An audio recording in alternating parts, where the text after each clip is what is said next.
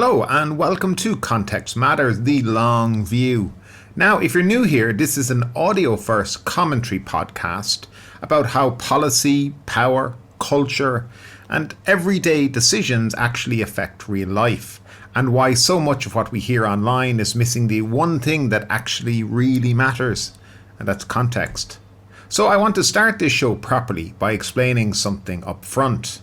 I used to run a daily news style show. It was called the Thai Expat Daily Show, and for a while it worked.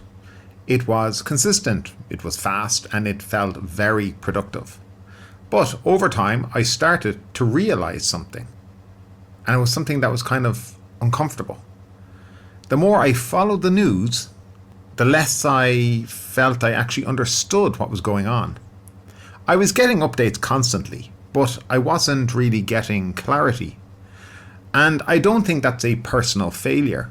I think that's the design of the modern news cycle. It rewards speed, it rewards outrage, it rewards certainty, and it punishes nuance. So this show is a very big reset. Context Matters is not a daily news podcast. It's not breaking headlines, and it's definitely not performative outrage. Instead, each week I want to step back from the noise and look at what's really going on. The assumptions being made, the systems that are at work, and the patterns that keep repeating. Sometimes I'll use Thailand and life abroad as the lens, because that's the world I'm currently living in. But the bigger point is always the same. If you don't have context, you don't have understanding. So in this first episode, I want to talk about why constant news consumption can actually make us less informed, not more, and why stepping back is the only way to see the bigger picture. Now, before I go any further, I really want to make something clear. This isn't a news is bad episode. It's not anti-journalism. I'm not one of those people who thinks everything is propaganda, or that nobody can be trusted, or you should live in some kind of information blackout. That's not what this is. The issue isn't the existence of news. The issue is the structure of modern day news, especially daily news, and the incentives behind it. Because daily news rewards speed. It doesn't reward accuracy. And it definitely doesn't reward context. In fact, context is usually the first thing that gets sacrificed, because context takes time, it takes explanation, it takes patience, and patience is not something the modern internet is designed to reward. If you're a journalist or a presenter or a creator, and you're trying to put something out there every day, you don't get points for saying, well, this is complicated and we need to wait a week before we really understand it. You get punished for that. The system wants immediacy. It wants a conclusion right now. It wants a narrative right now. It wants certainty right now. And the reality is, more things and most things worth understanding don't work like that. So what happens? Well, complex stories get flattened into simple ones. Nuance gets stripped away. And instead of helping people understand what's happening, a lot of daily news ends up pushing people into a kind of emotional response cycle. You're either supposed to be angry or relieved or afraid or outraged or celebrating, but always reacting. And when you're reacting, you're not thinking. And I want to stress again, this isn't about journalists being bad at their jobs. A lot of journalists are doing their best in a system that rewards the opposite of careful thinking. It's about incentives. If you're trying to publish every day, you're not incentivized to say, let's slow down. You're incentivized to say, here's what it means, here's who's to blame, and here's why you should care right now. And the problem is, it trains all of us, listeners, viewers, readers, to confuse being updated with being informed. And those are not the same thing. And this is where I think the real damage starts to happen. Because once you're in that daily news cycle, once you're checking updates constantly, once you're consuming headlines all day, something really strange starts to happen. You start to feel like you're informed. You start to feel like you know what's going on. But what you're actually doing is collecting fragments. You're collecting updates, and updates are not understanding. In fact, sometimes updates actively prevent understanding. Because when you're consuming information in constant little bursts, headline, clip, tweet, breaking news alerts, hot take, reaction, you're not getting the full story. You're getting the loudest part of that story. You're getting the most emotionally charged part of that story. You're getting the part that travels fastest. And the fastest travelling information is always never the most accurate. And it's almost never the most useful. The other issue is that most stories don't actually develop in a straight line. Real world events are messy. They're full of contradictions. They're full of uncertainty.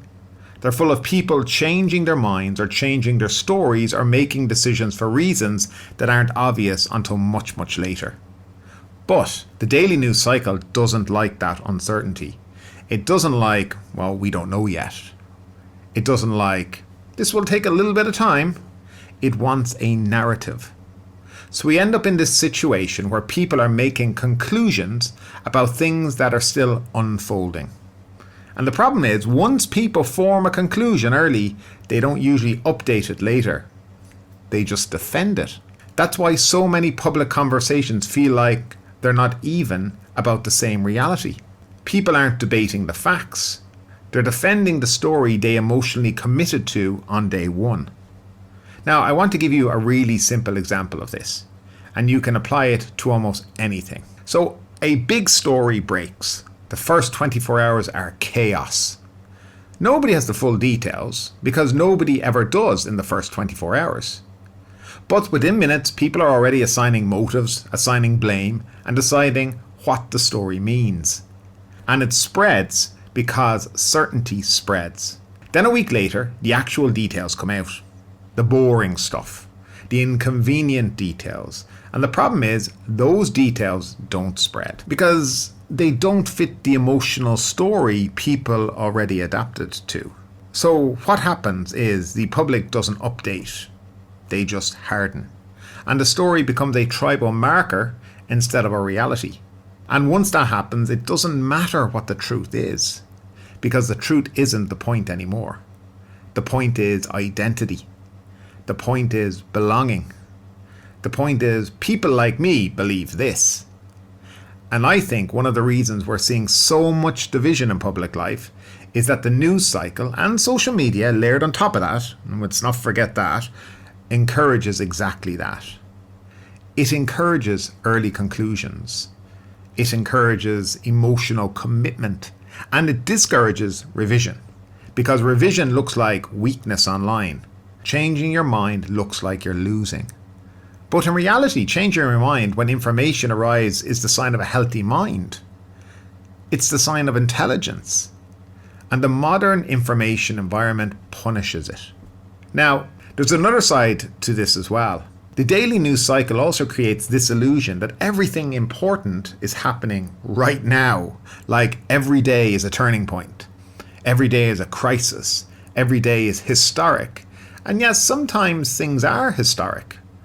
But most of the time, they're not. Most of the time, what's happening is that we're watching these same systems produce the same outcomes over and over and over again. And the reason those outcomes repeat is because the incentives don't change. So if you want to understand the world, you have to understand incentives. You have to understand systems. You have to understand why institutions behave the way they do. Because once you understand that, you stop being surprised by headlines. You stop being emotionally pulled around. And you start to see what's predictable. And this is the part that I think is really important. Most of the important parts of any story, the motives, the incentives, the long-term consequences, those things don't show up in the first 24 hours. They show up much, much later. They show up quietly.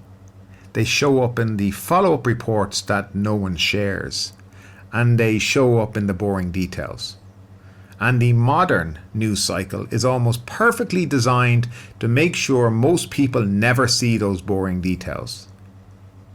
So what you get is this weird effect where we all feel like we're consuming more information than ever, but we're actually becoming less capable of making sense of it.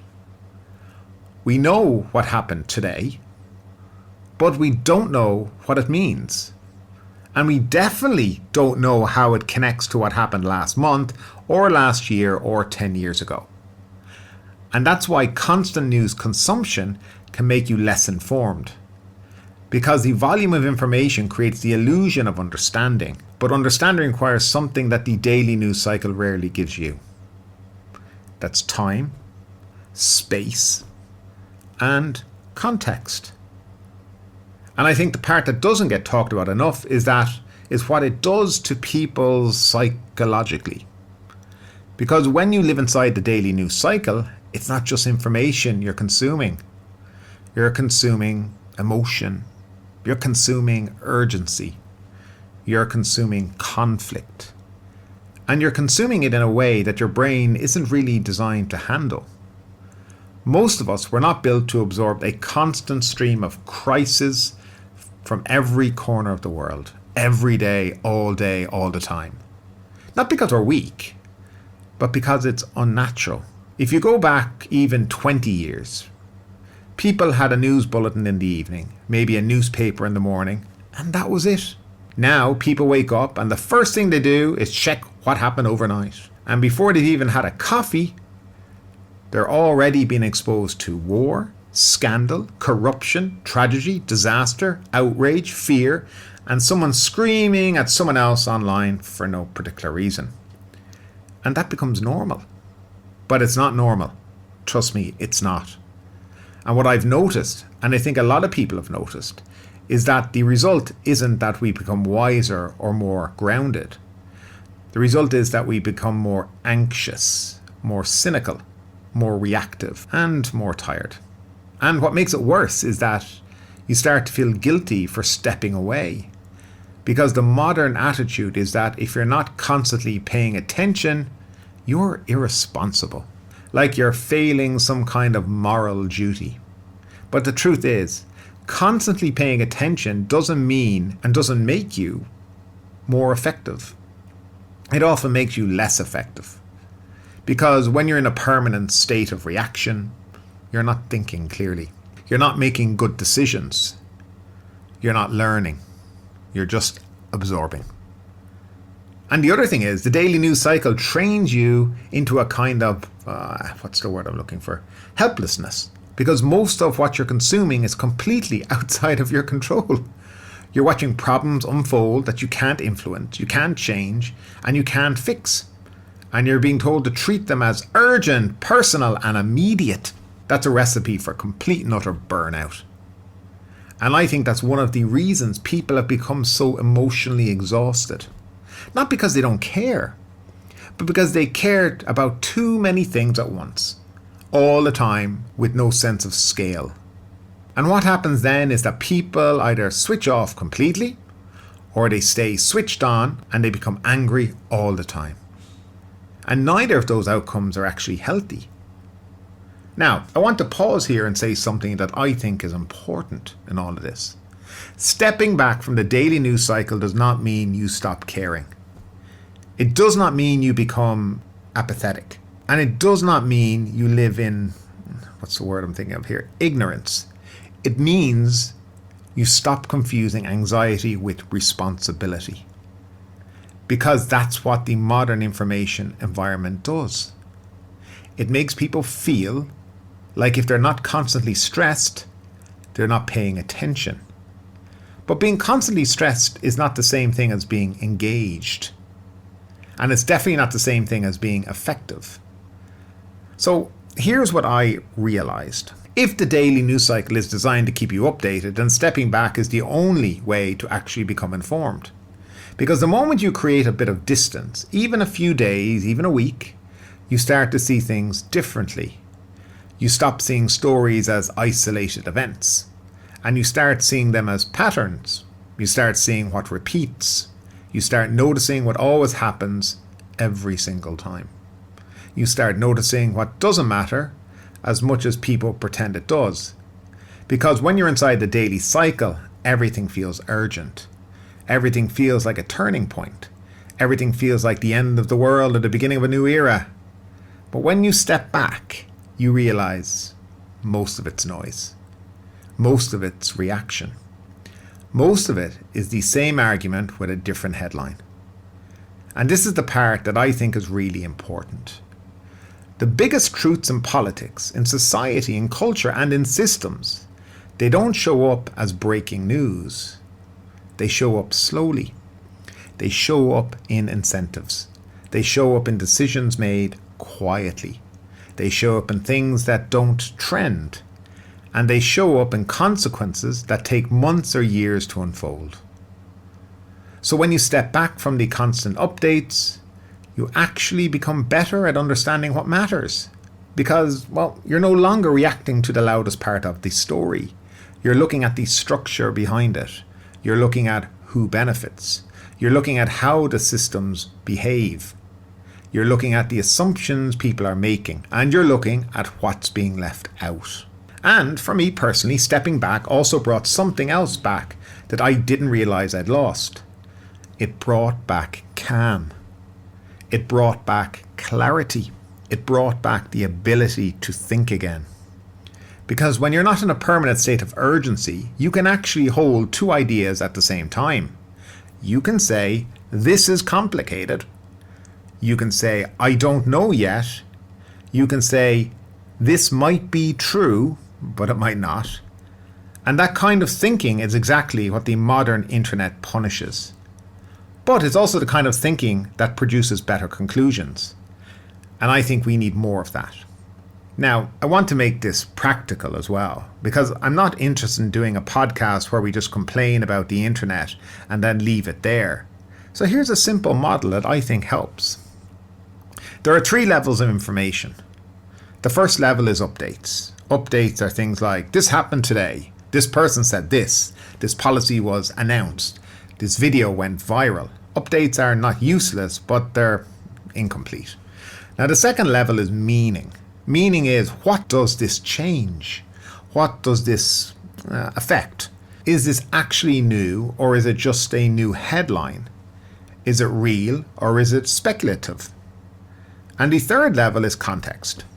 Context is the deeper layer. Context is what systems produce this, what incentives are driving this, what's the history behind it, what's likely to happen next, based on patterns we've already seen. And the problem with the modern news cycle is that it keeps people stuck at level 1. Updates, constant updates. And if you never move beyond update, you can consume information all day and still not understand anything. So what this show is going to try do is live mostly in level 2 and level 3, meaning and context. Not because updates don't matter, but because updates are everywhere already.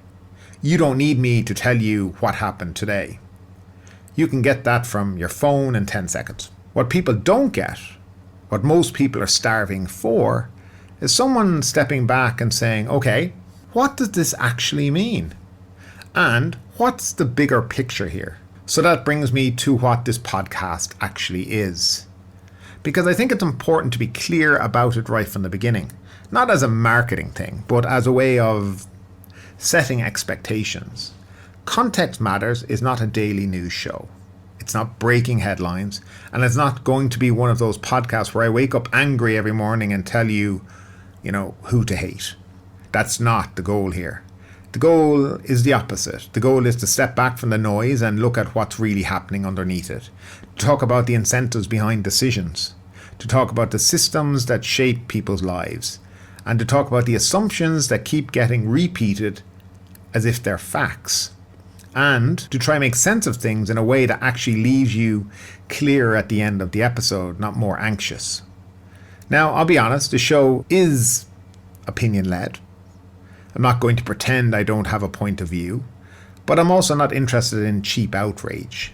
I'm not interested in the kind of commentary that's designed to make people angry so they keep clicking. I'm interested in the kind of thinking that helps you understand why things happen the way they do, and why so many public conversations feel like they're missing the bigger picture.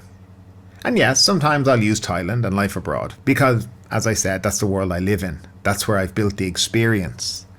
And it's a useful lens because living abroad forces you to see how systems work. It forces you to confront bureaucracy. It forces you to deal with culture and assumptions. It forces you to see how people behave when they're outside their comfort zone. But the point isn't Thailand. The point is context. The point is understanding. So you can expect this podcast to cover topics like policy, bureaucracy, money, migration, media narratives, and the way modern life is shaped by systems that most people don't even notice. Sometimes it'll be directly related to Thailand. Sometimes it won't. But the approach will always be the same. Step back, slow down, make sense of it. So with that said, let's land this episode properly. If there's one idea I want you to take away from the first episode, it's this. Being constantly updated isn't the same thing as being informed. And in a world that's designed to keep you reacting, the most intelligent thing you can do is slow down long enough to actually understand. So thank you for listening to the first episode of Context Matters. New episodes will be released weekly, and in the next episode, I want to talk about something that sits right at the heart of a lot of modern life abroad, the gap between expat expectations and reality, and why so many people move countries with assumptions that were never realistic in the first place. Until next time, take care.